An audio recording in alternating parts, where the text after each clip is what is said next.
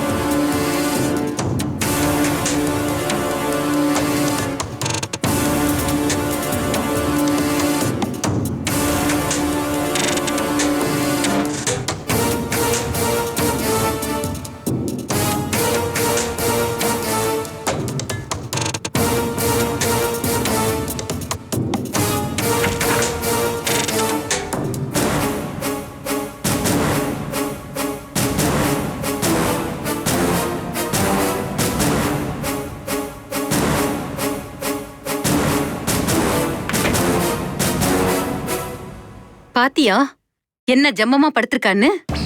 என்ன மதன் என்னமோ சொன்ன? பூமிகா ஒரு வெஜிடபிள், அவ ஒரு ஜடம்னு. ஆனா டாக்டர் அவ கண்ணு லேசா அசைதுன்னு சொல்றாரு. கண்ணு இடது பக்கமும் வலது பக்கமும் கொஞ்சம் கொஞ்சமா திரும்புதான். நீ ஏதோ ஊசிய போடுற, அத போட்டா பூமிகா அப்படியே ஜட மாதிரி கிடப்பான்னு சொன்ன. ஏண்டா அந்த ஊசியை போட்டு தொலையண்டா. அதுக்குதான் சரியான டைமே வர மாட்டேங்குது. ஹாஸ்பிட்டல்லயே ஊசி போடலான்னு பல முறை ட்ரை பண்ணேன். அமைதியா பேசுடா. ஊசியை போடும்போது யாராவது வில்லம் மாதிரி வந்து சொதப்பிடுறானுங்க. சரிடா, இந்த பாரு, வீட்ல எல்லாரும் நல்லா தூங்குறாங்க. டேய், இதான் நமக்கு நல்ல சமயம். அந்த மலைநாட்டுக்காரி இருக்காளே, அவளும் நல்லா தூங்கிட்டு இருக்கா. நீ தைரியமா போய் அவளுக்கு ஊசி போட்டுட்டு வந்துரு.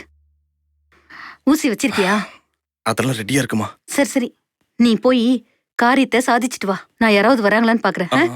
ஜாக்கிரதை, மிஸ் பண்ணாத. போ போ போ.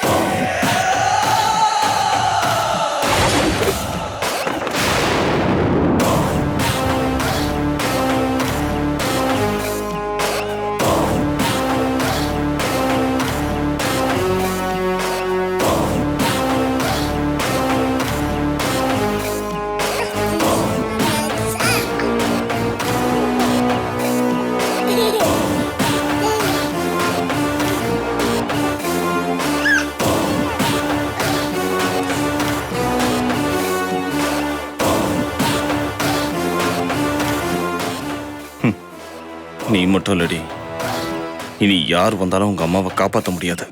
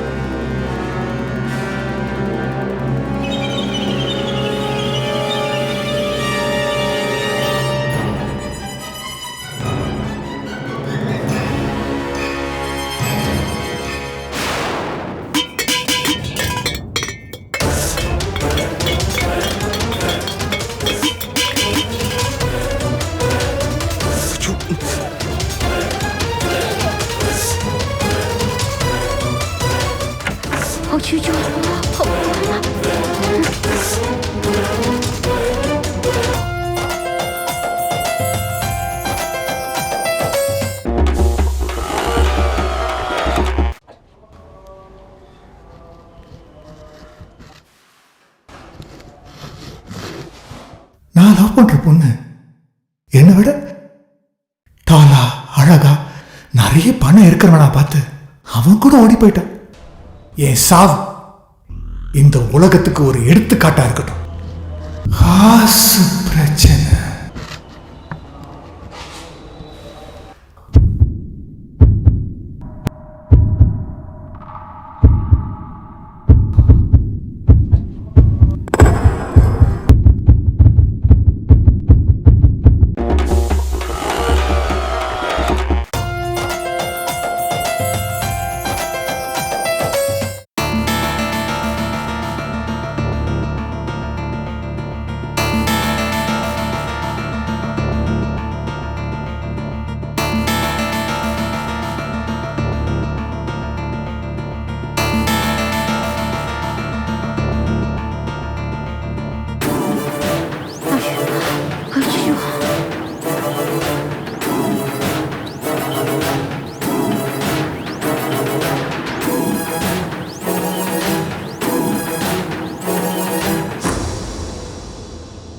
கோபால் சார்,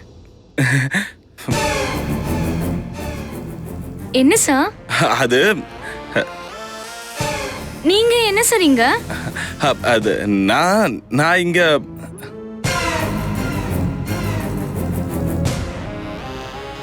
ஐயோ, திடீர்னு ஏதோ சத்தம் கேட்டுச்சு, அதான் என்னன்னு பார்க்க வந்தேன். பார்த்தா தேவிகா இங்க இருக்கா. நீங்களும் அந்த சத்தம் கேட்டு தான் வந்தீங்களா? எங்க அக்கா மேல உங்களுக்கு எவ்வளவு அக்கறை இருக்கு சார். ஆமா, என்ன இருந்தாலும் நான் கட்டிக்க போற பொண்ணோட அக்கா இல்ல.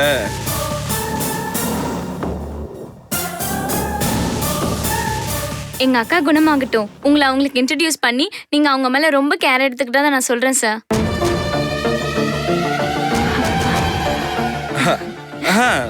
சரிங்க கோபால் சார், நீங்க போங்க. நான் கொஞ்ச நேரம் அக்கா கூட இருந்துட்டு வரேன்.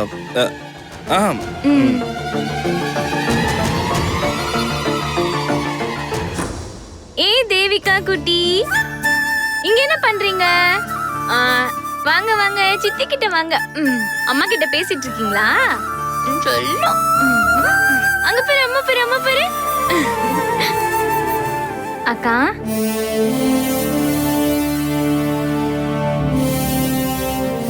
Good morning madam. வணக்கம். நாளைக்கு கிரானைட் முறைகேடு சம்பந்தமா உங்க அறிக்கையை தாக்கல் செய்ய போறேன்னு சொன்னீங்களே, அதுக்கான எல்லா புள்ளி விவரமும் தயாரா இருக்கா? எல்லாம் ரெடியா இருக்கு. அந்த டீடைல்ஸ் கொஞ்சம் சொல்றீங்களா மேடம்?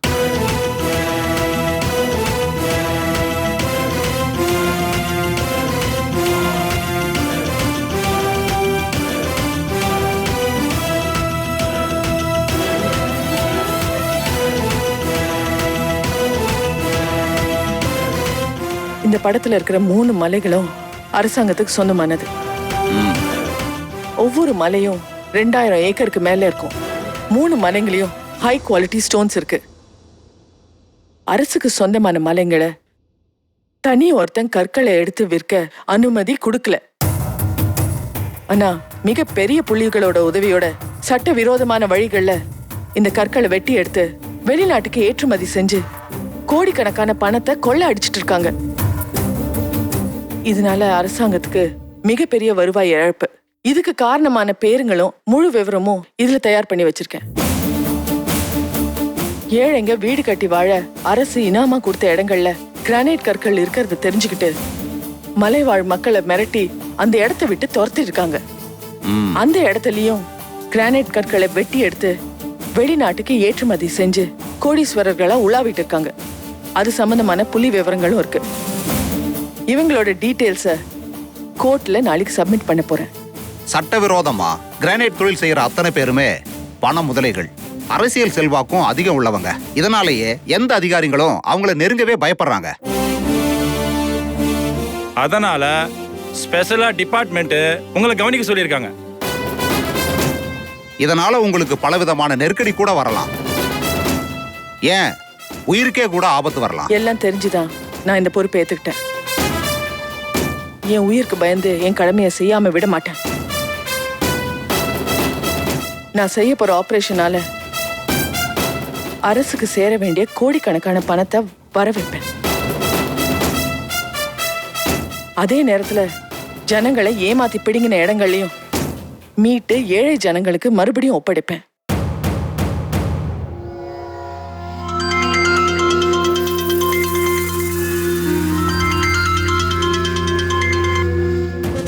ஹலோ, நான் கலெக்டர் அர்ச்சனா பேசுறேன். என்ன அர்ச்சனா மேடம், ஆய்வறிக்கைலாம் ரெடியா இருக்கா? நாளைக்கு கோர்ட்ல தாக்கல் செய்ய போறீங்களா? இதெல்லாம் கேட்க நீங்க யாரு? நாங்க செய்யற தொழிலை பத்தியும் எங்களை பத்தியும் ஆய்வறிக்கையை தாக்கல் செய்ய போறதா சொல்லியிருக்கீங்களே, அதுல சம்பந்தப்பட்ட ஒருத்தன் பேசுறேன். இப்ப எதுக்காக எனக்கு ஃபோன் பண்ணீங்க? நீங்க உங்க ஆய்வறிக்கை ஃபைல தூக்கிட்டீங்க. நாங்க உங்க கணவர் பொன்னுரங்கத்தையே தூக்கிட்டோம். என்ன சொல்றீங்க? ஏன் புருஷனை ஏன் கடத்துனீங்க? நீங்க அந்த ஆய்வறிக்கை ஃபைல கோர்ட்ல தாக்கல் செய்ய மாட்டேன்னு சொல்லுங்க. நாங்க உங்க புருஷனை பத்திரமா வீட்டுல கொண்டு வந்து விட்டுறோம். உங்களுக்கு பயந்து நான் என் கடமையை செய்யாம விட மாட்டேன். நாளைக்கு கமிஷனர் முன்னாடி அறிக்கையை சமர்ப்பிக்க தான் போறேன். என் பேச்ச மீறி நீ ஃபைல நாளைக்கு தாக்கல் செஞ்ச, உன் கணவன் பொன்னுரங்கத்தோட உயிரை யமங்கிட்ட தாக்கல் செய்ய வேண்டியதா இருக்கும். தெளிவா உனக்கு புரியுற மாதிரி சொல்லணும்னா உன் தாலியை நீ இழக்க வேண்டியது இருக்கும். எங்க முடிவை உனக்கு சொல்லியாச்சு, இனிமே நீ என்ன முடிவு எடுக்கிறன்றத பார்ப்போம். இந்த சலசலப்புக்கெல்லாம் நான் பயப்பட மாட்டேன். மரியாதையா என் புருஷனை விட்டுடுங்க. அப்படி விடல ஷூட்டிங் ஆர்டர்ஸ் கொடுத்துருவேன். என் புருஷனை எப்படி காப்பாத்தணும்னு எனக்கு தெரியும். நீ என் பேச்ச கேட்கலன்னா உன் புருஷனை சுட்டு கொள்ள சொல்லி நான் ஆர்டர் கொடுத்துடுவேன்.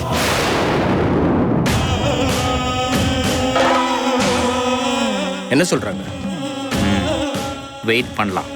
நமக்கு சாதகமா தான் எல்லாம் நடக்கும்னு எதிர்பார்க்கிறேன். மேடம், என்னாச்சு? என் ஹஸ்பண்டை கடத்திருக்காங்க. நாளைக்கு விசாரணை கமிஷனர் கிட்ட அறிக்கையை தாக்கல் செய்யக்கூடாதுன்றாங்க. அதையும் மீறி நான் தாக்கல் செஞ்சா என் ஹஸ்பண்டை கொன்னுடுவேன்னு அச்சுறுத்துறாங்க. மேடம், உங்க ஹஸ்பண்ட் கடத்தல் விஷயத்தை நாங்க பாத்துக்கிறோம்.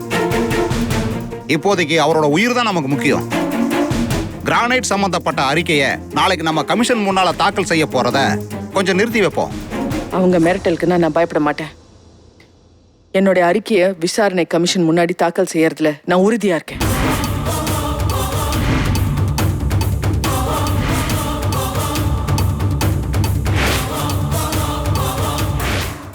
நான் பேசினேனே. இல்ல இல்ல இல்ல. இன்றைய தலைப்பு செய்திகள். சென்னை மாவட்ட கலெக்டர் திருமதி அர்ச்சனா IAS அவர்களின் கணவர் பொன்னுரங்கம் மர்ம நபர்களால் கடத்தப்பட்டார். ஐயோ, இது கிரானைட் தொழிலதிபர்களின் சதி வேலையா? இல்லை, நாளை கிரானைட் முறைகேடு பற்றிய விசாரணை அறிக்கையை தாக்கல் செய்யாமல் இருக்க மிரட்டலா? ஐயோ, பொதுமக்கள் பல்வேறு கேள்விகளை எழுப்பி சந்தேகம். டேய் முத்து, டேய் என் புள்ள பொன்னுரங்கத்தை யாரோ கடத்திட்டாங்களாடா. டேய் முத்து, அத்தை, டேய் பொன்னுரங்கத்தை யாரோ கடத்திட்டாங்களாடா. அத்தை, பொன்னுரங்க மாமா கடத்திட்டாங்களா? என்ன சொல்றீங்க? ஏதாவது கனவு கண்டீங்களா? உண்மையா சொல்றீங்க? உங்களுக்கு யார் சொன்னா? டிவி நியூஸ்ல சொல்றாங்கடா. பொன்னுரங்கம் கடத்தப்பட்டதை அறிந்த காவல்துறையினர் பொன்னுரங்கத்தை மீட்பது குறித்து ஆலோசனை நடத்தி வருகின்றனர்.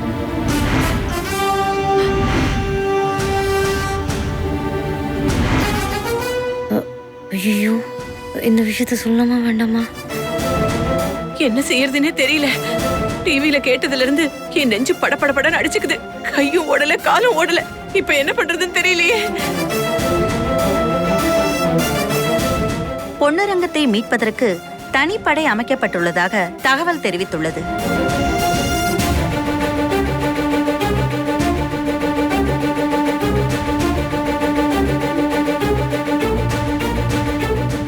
இப்போதுள்ள சூழ்நிலையில் விசாரணை குழு அறிக்கை தாக்கல் செய்யப்படுமா என்பது கேள்விக்குறியாக உள்ளது. பொன்னுரங்கத்தின் உயிர் காப்பாற்றப்படுமா? பல்வேறு சந்தேகங்கள் உலாவுகின்றது. ஐயோ கடவுளே, என் பிள்ளைய காப்பாத்து, என் பிள்ளைய காப்பாத்து.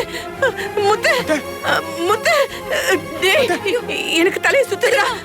பெரியம்மா, என்னாச்சு? பெரியம்மா, முத்து போய் தண்ணி எடுத்துட்டு போ. பெரியம்மா, பெரியம்மா எழுந்துங்க. பெரியம்மா, பெரியம்மா என்னாச்சு? பெரியம்மா பெரியம்மா முத்து சீக்கிரம் வா. இது வரேன். பெரியம்மா பெரியம்மா கண்ணு தருங்க. இந்தாங்க. வா. லைனே கிடைக்க பெரியம்மா மாட்டேங்குது. கண்ணு திறந்து பாருங்க. அத்தை பொண்ணுரங்கம் என் புள்ள. பொண்ணுரங்கம் என்னடி யா. பொண்ணு. ஹலோ இங்க வா, உன்கிட்ட முக்கியமான ஒரு விஷயம் பேசணும். என்னது? என்ன விடு. என்ன ஏன் இப்ப நீ வெளில இழுத்துட்டு வந்துட்டு இருக்க? டிவில ஒரு பக்கம் பொண்ணுரங்கத்தை கடத்திட்டாங்கன்னு பரபரப்பா நியூஸ் போயிட்டு இருக்கு. தங்கம்மா ஒரு பக்கம் அதை பார்த்து மயக்கம் போட்டு பத்துன்னு சோஃபா மேல விழுந்துச்சு. முத்து ஒரு பக்கம் அர்ச்சனாக்கு ஃபோன் பண்றேன்னு பண்ணிட்டு இருக்கான். நாடு வீடு இவ்வளவு பரபரப்பா இருக்கும்போது நீ மட்டும் செவிடும் காதுல ஊத்துற சங்கு மாதிரி தேமேன்னு இருக்கியே, ஏன்? பொண்ணுரங்கத்தை கடத்துனது எனக்கு தெரியும்.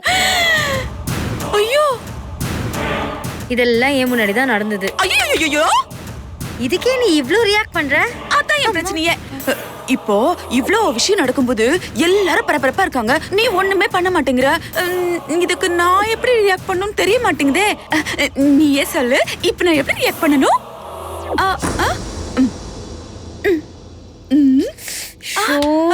அப்படி இல்லையா?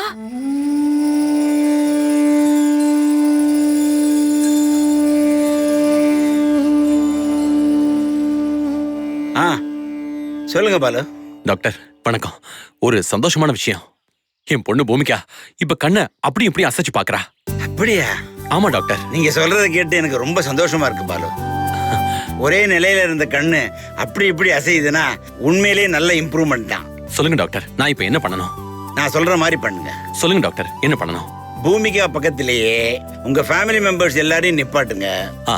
ஒவ்வொருத்தரையும் பூமிகாட்ட காட்டி அடையாளம் காட்ட சொல்லுங்க. பூமிகா ரியாக்ஷனை பார்த்து அந்த ரியாக்ஷனை வச்சு பூமிகாவோட ஸ்டேஜை நான் சொல்றேன். ஓகே ஓகே டாக்டர், நீங்க சொன்ன மாதிரி செய்யறேன். ஓகே, என்னன்னு பார்த்து எனக்கு ஃபோன் பண்ணுங்க, நான் போனை வச்சிடறேன். Okay doctor.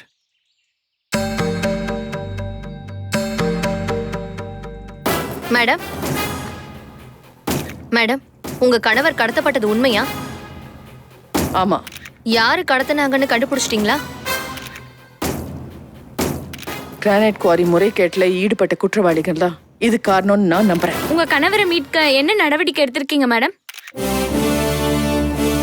அவரை மீட்க காவல்துறையில நடவடிக்கை எடுத்துட்டு இருக்காங்க. உங்க கணவரை மீட்கிறதுக்காக விசாரணை கமிஷன்ல தாக்கல் செய்ய வேண்டிய அறிக்கையை தாக்கல் செய்ய மாட்டேன்னு பேசிக்கிறாங்களே, அதுக்கு என்ன காரணம் மேடம்? அப்படிலாம் இல்ல. நான் கண்டிப்பா என் அறிக்கையை விசாரணை குழு முன்னாடி தாக்கல் செய்வேன். நான் யாருக்கும் எதுக்கும் பயப்பட மாட்டேன். தனி ஒருவனோட நலத்தை விட எனக்கு இந்த தேசம் தான் முக்கியம்.